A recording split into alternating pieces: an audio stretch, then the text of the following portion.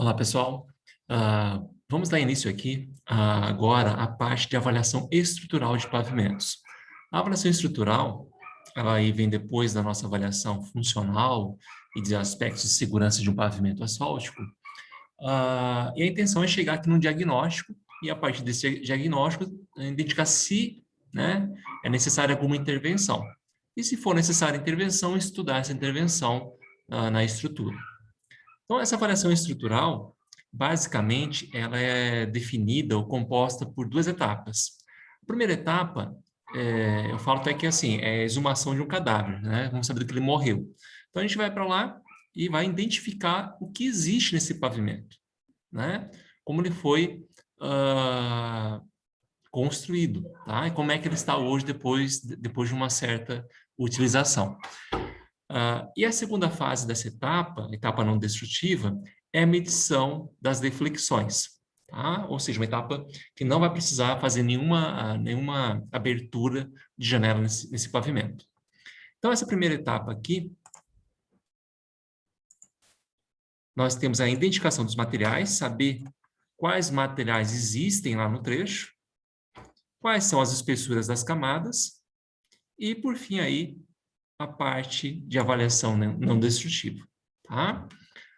Então, o que vocês gostariam de entender, de saber, de um pavimento que existe, né? Um pavimento asfáltico que existe? Então, por exemplo, desenhando aqui para vocês a estrutura. Então, imagine aqui um pavimento asfáltico, uma camada asfáltica, aqui uma base geotécnica, uma base granular, e aqui o nosso famoso subleito. Tá? Pavimento asfáltico, comportamento flexível. Então, concreto asfáltico. Imaginar uma base em BGS. E o subleito é sempre solo, né? Quase sempre solo. O que será que vocês gostariam de saber de cada material dessas camadas? Vamos começar pelo concreto asfáltico. Vocês terão que fazer ali uma sondagem rotativa para tirar uma amostra de 100 milímetros. E o que interessa saber desse concreto asfáltico? Basicamente, o que se quer saber é o teor de asfalto e a distribuição cronométrica.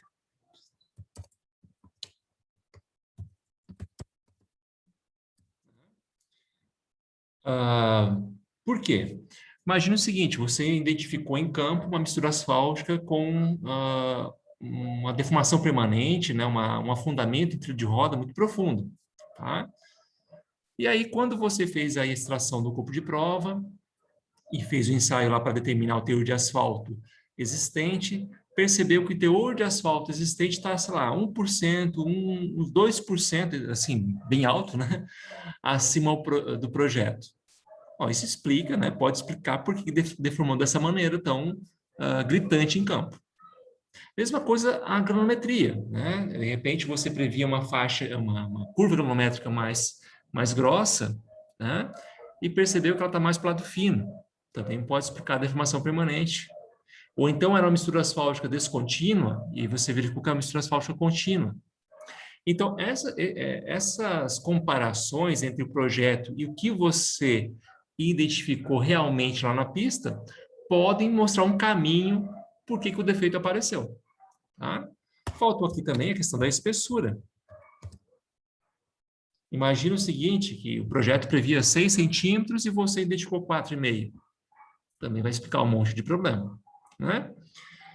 Para vocês determinarem aqui o teor de asfalto,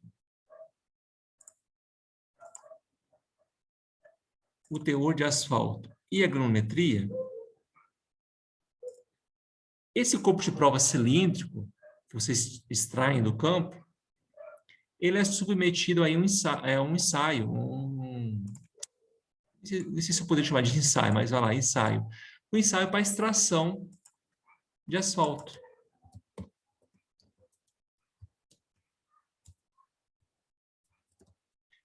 Esse ensaio de extração de asfalto, ele pode ser aí o Rotarex, o famoso Rotarex, ou um forno do tipo NCAT, tá?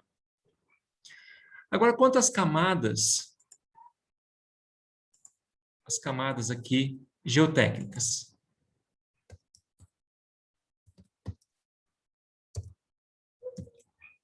Uma das questões que todo mundo quer saber é a questão de espessura, né? Se a espessura está maior ou menor que o projeto. Vocês também podem fazer ensaios. Ensaios in situ. Por exemplo,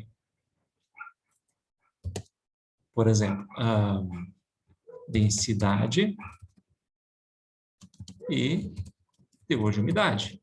Imagina que o teu material está com umidade 5% maior, 10% maior que o projeto. Também vai explicar por que esse subleito, essa base deformou, né? Ou a densidade está muito baixa, né? Pode explicar ali, ou indicar que essa base não foi suficientemente compactada, caso o teor de umidade esteja perto do ótimo, né? E também ensaios de laboratório. Quais ensaios? De caracterização, tipo granulometria, limites de consistência, porque aqui eu já saio com uma classificação geotécnica. Será que o solo que está lá é aquele solo de subleito que realmente eu previ? Ou que o solo de subbase é aquele projetado, né? Compactação e CBR. E você até pode fazer um ensaio de módulo de resiliência também, tá? Basicamente, são esses os ensaios. Então, eu vou ter uma caracterização do que existe comparando com o que devia existir, tá? O que aconteceu com esse pavimento ao longo do tempo, né? Bom, então aqui um exemplo da época que eu fiz doutorado na USP, de um trecho que nós trabalhamos no interior do estado de São Paulo, essa foto é minha, em que nós fizemos a extração dos materiais das camadas geotécnicas do acostamento e a extração de amostras de concreto asfáltico na trilha externa por rotativo, corpos de prova de 100 milímetros. Por que a gente não tirou as amostras de base, subbase, subleito aqui do rolamento, né?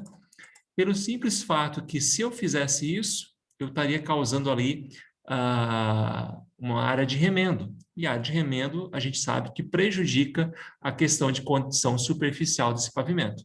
E, além disso, a intenção era monitorar esse pavimento ao longo do tempo.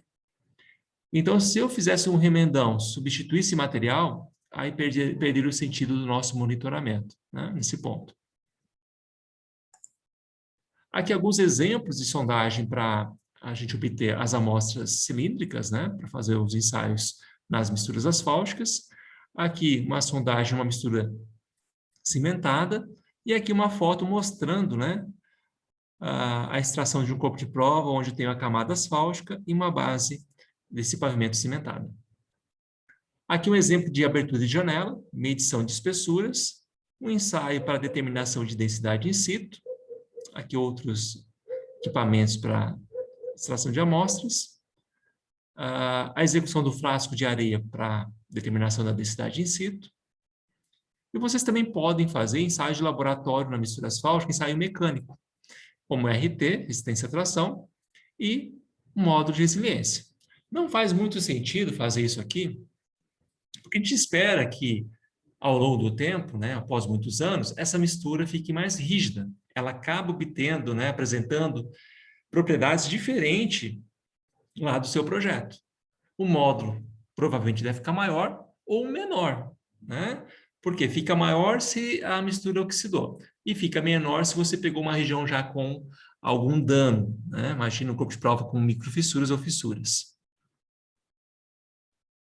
Bom, então essa primeira etapa da avaliação estrutural é uma avaliação destrutiva. Eu vou fazer aberturas de janela, vou fazer sondagens rotativas para identificar o que existe, como é que está esse pavimento hoje após alguns anos de uso. Será que está como projeto? Quanto mudou em relação ao projeto? Será que essas informações apontam para um caminho que justifique o aparecimento de um defeito na estrutura, né? Bom, terminada essa fase, a gente abre espaço para fazer a segunda etapa, que é a avaliação destrutiva, que vai ser o segundo vídeo dessa aula, tá bom? Então, até mais, pessoal. Até o próximo vídeo. Tchau, tchau.